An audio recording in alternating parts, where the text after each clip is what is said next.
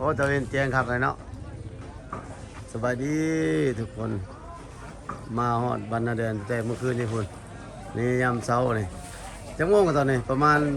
6 โมง 7 โมงเนาะตื่นสวยเลยพอกับอาจารย์เพิ่นพากินเหล้า เดี๋ยวมาแว่เบิ่งงานครัวเพิ่นตอนเช้านี่เบิ่งเด้อพี่น้องเด้อนี่เด้อนี่มาเอาอันลูกเขยของอันปลาแดงเพิ่นยังบ่ทันเห็นหน้าเห็นตาดอกลูกเขยเพิ่นก็ยังนอนบ่ทันตื่นพุ่นนอนในรถพุ่นล่ะนี่พอดองไม่ดองเพิ่นนอนในรถโป้ว่ามันเย็นสบายเพิ่นน่ะเดี๋ยวโอ้เห็นมันไม่ได้ครัววะเพื่อถามเขาเรียกดูว่าเอาเบิ่งเฮือนครัวเพิ่นนี่นี่นึ่งข้าวนี่คนตรวจโอ้คนมาทันโปนี่เราแทงอยู่เฮ็ดเดินเข้า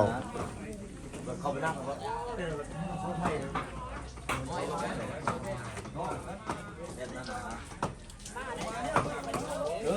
ถ่ายคลิปหน่อยเด้อถ่ายคลิปหน่อยเด้อโอ้มีแต่เซฟกระทะเล็กไว้นี่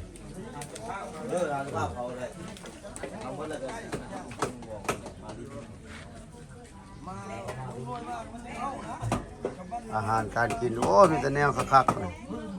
โอ้โธ่ได้จะมีท้องใส่เนาะห้องบัดนี่เนาะ ลายขนาดนี้คุณ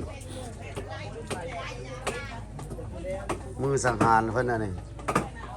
ผ้าคัดเอวอยู่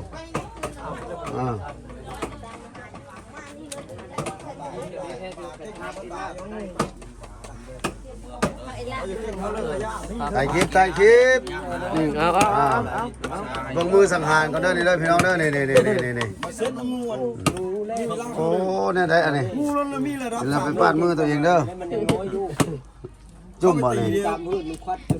ใส่เจียวเพียน่ะเอามาอุโนนี่เอามาเนาะเอามาอุโนเจียวเพียนี่บ่มันมีแม่ไหนคืองูเจียวเพียมาเพิ่นจำจะคำจำงูจะคำเนี่ยเอาแบบสดๆร้อนๆนี่อ๋อ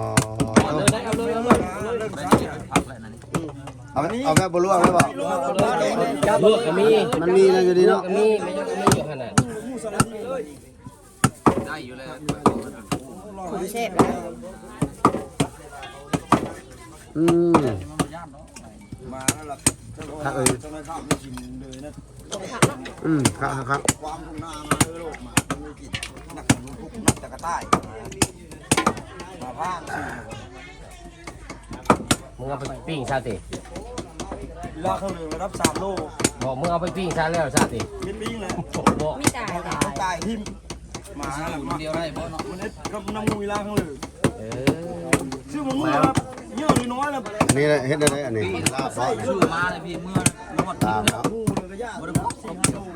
วไปก่อนอันนี้ล่ะคือว่าเปลี่ยนแล้วมั้งเอาปิ้นหน้ามันก่อนนะปิ้นหน้ามันก่อนเห็นหน้าเห็นนวดเลยโอ้ล้างก็ได้มันริ้วตัวหัวได้ใครทางหลังไหน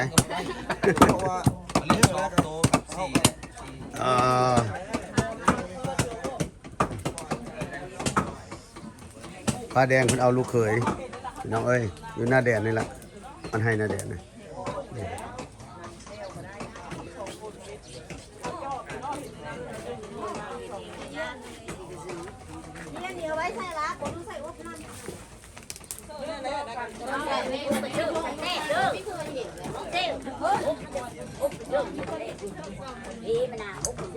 มาถ่ายได้บ่ถ้าพี่ถ่ายได้จะบ่นี่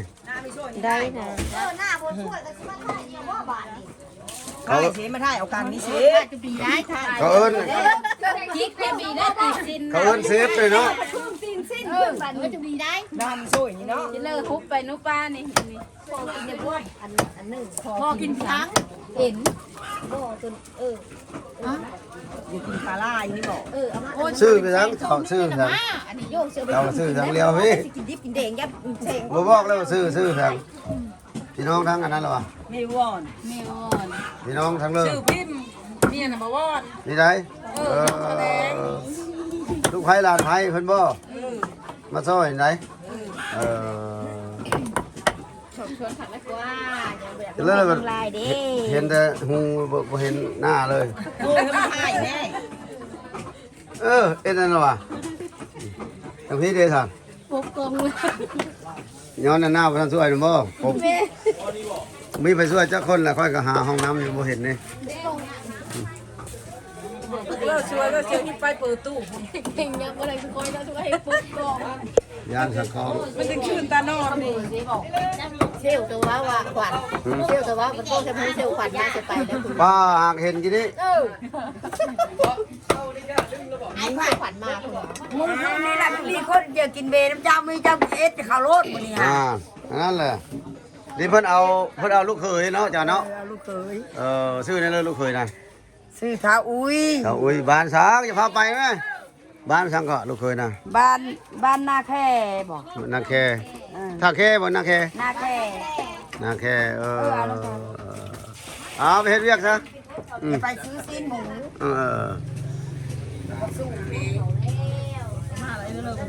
เจ๊หวานเด้อลงตึกแล้วลงตึกตลาดเด้อซอยซีน่ะ น้อยแล้วยัง เขาจะพอด ยังเบิ่งเพื่อนครัวเพื่อนก้อนแหละ เบิ่งกับโคงูโคควายกัน ย่างไปหาอาบน้ำมาบ่เห็นเจ้าภาพอยู่เฮือน จะ กลับ พูด มา ใหญ่ อีก เด้อนี่ได้ กินนี่แหละไปนั่นแล้วคนอยู่แต่พี่มด ไปอ้าวนั่นแหละ นี่สิเจ้าใส่ประตูอยู่ มาแต่คนหนังข้าวมึงอ้าว เออ ตู้มาแต่ใส่นมราดบอก มาทุกคนนี่แหละ ก็คนแล้วเอามาตู้เล่นมาบ่ได้ดอก มูขายเดี๋ยวมูจะเอาช่อยเด้ช่อย เอาตู้มาพังเพิ่นบอก เบิ่งนู้นมันนี่นะพังเพิ่นเปิดพังเอาไว้พ่อเลยพวกโมนี่เขาพ่อ คนยังอยู่พี่อยู่ ก็จะพังวะ ว่า มันมาเขาเบิ่งของ อยากซิมบัดบ่เห็นนะให้ซิมเลยอันนี้ก็ กินเลยกิน เวลาก็จับมาอีกตอนหนึงบ่ มันแน่เนี่ยเอาเสียวเสียเนี่ยเอาตอนนึง ที่ว่าด่าเขา ป้าเนี่ยเด้อพากไปเด้อจะได้มาทวงเอา เอาช่วย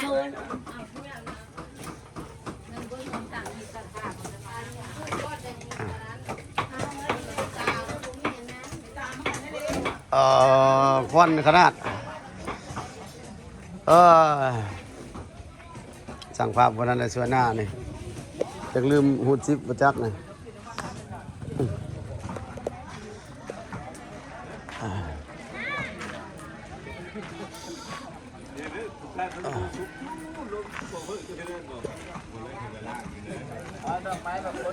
โน่หาเจ้าคือบ่ได้ โทรใส่ เบื่อแล้วแหละควันแล้วแหละควันช่องแปลกแล้ว โอ้โทรได้ได้ ที่มันจะเป็นยังเบอร์ตัวเพจตัวเป็นลุงเพจมันคือได้ นี่เพิ่นเอาอันลูกเคยนี่มาเท่าใหญ่แล้วนี่ เฮ้ยใหญ่ใหญ่ได้ เทพสั่งไม้จ้ามใช่ไหม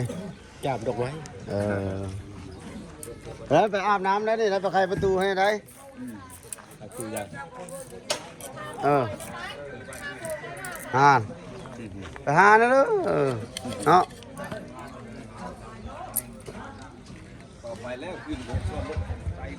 ตามบรรยากาศพี่น้องเอ้ยเพิ่นกำลังตุ้งโฮมเลย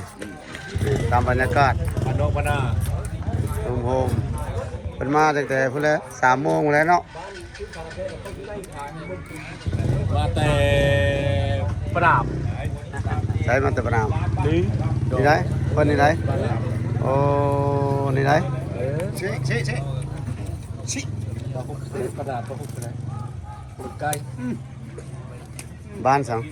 บ้านละแค่ละแค่ นาแค่เนาะผู้ไทยคือเดียวอีบ่นาแค่ผู้ไทยผู้เดียวคือเดียวนี่บ่บ่เราว่าคือว่าสีนงๆอยู่แบบผู้ไทยอีสานน่ะคือว่า ลาวแท้กับบูแม่นะ เคยสู้ไหน ยังค่อยนะ แต่มีอะไรมึงมีทุนนาเคได้ อาจจะดีจะอยู่ไหน บ้านนะบ้านอยู่บ่มันติ้วบ่มันติ้ว ว่ามีอะไรคือยังค่อยนะ โอ้จับบ่โอ้จับบ่มันติ้วกับปี95เอาอยู่ตะแคกพ่อแม่เสียแล้วผมอยู่ตะแคกแต่เกิดบ่มีติ้ว เพิ่นเอาลูกไผ่เพิ่นเนาะคนนี้เพิ่นเอาลูกเคยเป็นพี่น้องเนี่ยแหละบัดนี่เนาะยืมเงินเดียวก็ได้แล้วบัดนี่ จะมีนะมีแล้วก็ค่าด้วย ยืมเงินเดียวได้แล้วจ้ะ เป็นอยู่นี่แล้วกัน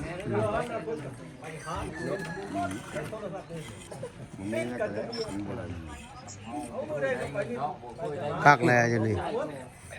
เขาบ่ได้ฮู้ได้ว่าเฮือนแต่ตัวนี้พุ่นเขาไปดีกว่าเฮือนหลังเก่าพุ่นเนาะหลังมูลพุ่นนะ จะโดนอยู่เนี่ย เนี่ยบ่ได้มาหยามเนาะ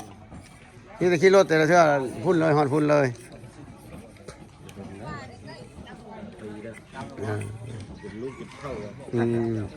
บางคนเอ้ากลางอยู่หนทางเลยว่าแม่นบ่นี่ว่ะ นั่นเพื่อนเขาละเพื่อน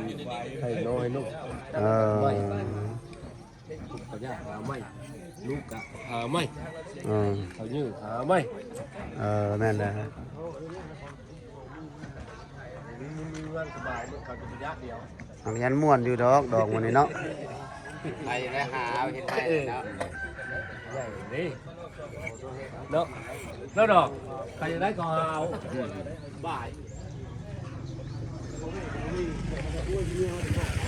สำเนียงก่อนพี่น้องจังน้อยเพิ่นพรระวงสิท่าให้เบิ่งอีกนี่สิเอาดองกับดองแล้วพรน้ำเดียวนี่เป็นอีโบดองสำเนียงก่อนนี่แหละบ้านนาแดนพี่น้องเอ้ยกำลังพัฒนาได้เพิ่นก็ได้โอ้สมัยตะกี้บ่ได้มีนะแบบนี้เนาะเดี๋ยวนี้โอ้คักละมีพัฒนาหลายแล้วนี่สำเนียงก่อนถ้าเบิ่งเพิ่นพรระวงเด้อบ๊ายบาย